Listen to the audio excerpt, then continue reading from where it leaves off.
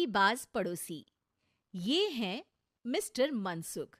उम्र 60 साल।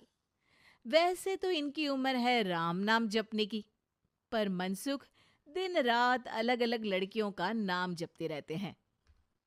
अरे लड़की, सुन तो, तेरा नंबर क्या है? अंकल, अभी तो आपका नंबर है, अर्थी बुक कर लो अपने लिए। अरे अभी तो मैं जवान हूँ लड़की, सफेद बालों पे मत जा। मनसुख राम को लड़कियां छेड़ने की गलत आदत थी। पत्नी बहुत पहले गुजर गई थी, जिसके बाद मनसुख खुले बैल की तरह हो गए। जहां दिखी नारी वहां लाइन मारी।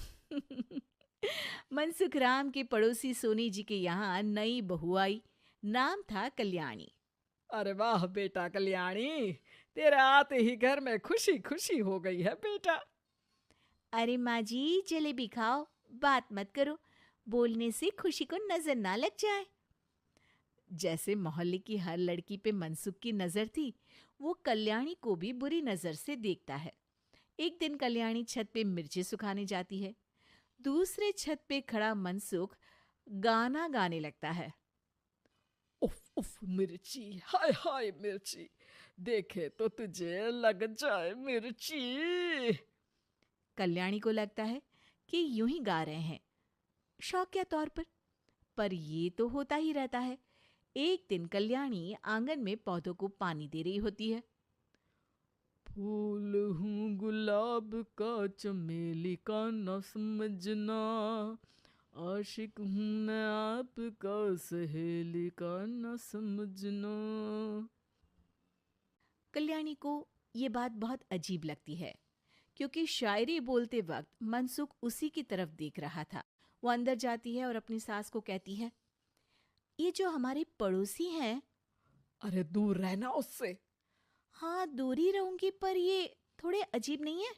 अरे अजीब, आवारा, ठरकी, पता नहीं क्या क्या आदमी है वो। हर लड़की पर नजर डालता है वो। उसकी उम्र की वजह से कोई उसे कहता नहीं। बाकी उसे आसपास रखना भी नहीं चाहिए। अरे पर ऐसे थोड़ी ना चलेगा, एफआईआर करवा देनी चाहिए। हवालात में हवा और लात खाएंगी तो समझ जाएंगे। अरे यही तो दिक्कत है ना समाज की। जिसके साथ दिक्कत होती है उसको भी समाज गुनहगार समझता है। लड़की अगर बोल दे कि फलाने ने मुझे छेड़ा है, तो कुछ लोग तो ये कहने लगते हैं कि लड़की की भी रजामंदी होगी ही। ये तो है, पर कुछ तो करना ही पड़ेगा। नहीं बेटा, कुछ मत कर। जबरदस्ती हम किसी से लड़ेंगे नहीं। हमारा परिवार इज्जतदार परिवार है। कीचड़ में जाएंगे तो हम भी तो गंदे हो जाएंगे ना। लेकिन सासू माँ, कीचड़ में जाए बिना गंदगी कैसे साफ होगी? अरे बेटा, मैं तो यही कहूंगी कि तू नई बहू है। अपना रुतबा बना बाकी औरतों में। अपनी समझदारी से, अपने काम से इन चक्करों में मत पड़ बेटा। बहू सास की बात ना चाहते हुए भी मान लेती है। और कई ऐसे मौके आते हैं जब मनसुख बहू पर उल्टे कमेंट्स करता है। जैसे एक दिन जब बहू छत पर सफाई कर रही होती है, तो मनसुख छत पे आकर गाना गाने लगता है। तेरा ध्यान किधर है, तेरा हीरो इधर है, तेरा हीरो इधर है। मेरा ध्यान तो आपकी हरकतों पे ही है, थोड़ा आप भी ध्यान दो कि क्या कर रहे हो आप। अरे बहुत तीखी हो, और मुझे मिर्ची पसंद भी है। अरे वाह। बुढ़ाओ कहीं के। बहू वापस अपने कमरे में नीचे चली जाती है। वो किसी को बताती नहीं है कि आज मनसुख ने उसे क्या कहा, ताकि घर में टेंशन ना हो। एक दिन बहू घर के बाहर रोड पर ठेले वाले से सब्जी खरीदने जाती है। भैया, प्याज के भाव कम करो ना, बिना प्याज काटे ही रुला दोगे वरना। तभी बहू की नजर मनसुख पर पड़ती है, जो वहां से गुजर रही एक लड़की को देखकर कहता है, शीशी भरी गुलाब की, पत्थर पे फोड़ दूं। तेरे लिए तो जाने मन जीना भी छोड़ दूं। लड़की सहम जाती है। उसकी उम्र शायद 18-19 साल की रही होगी। बहू ने जब ये देखा कि मनसुख ने इतनी छोटी उम्र की लड़की को तंग किया है, तो वो घर में जाके अपने पति से कहती है, तुम्हारा पड़ोसी मनसुख, अरे बहुत नीच आदमी है। अरे कुछ करते क्यों नहीं उसका? अरे मैं क्या करूं? पड़ोस में गंदगी है, हटानी तो पड़ेगी ना। मेरा साथ दोगे? दूंगा, लेकिन करना क्या है? हम फंसेंगे तो नहीं ना? डरो मत, अच्छे काम करने से डरना नहीं चाहिए। उस दिन कल्याणी अच्छे से तैयार होती है और मनसुख के घर जाती है। अरे वाह, आज तो घर में चांद उतर आया है। आपकी शायरी, आपके गाने मुझे यहाँ खींच लाए। शाम को मेरे पति और सास घर पर नहीं रहेंगे। आप मेरे घर आ सकते हैं चाय पीने।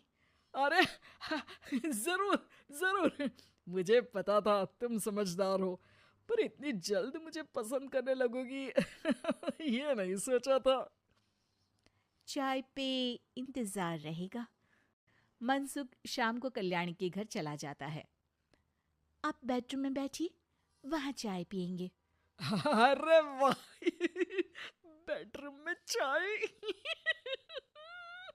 मनसुख हंसता हुआ बेडरूम में जाता है और वहां का नजारा देख के घबरा जाता है।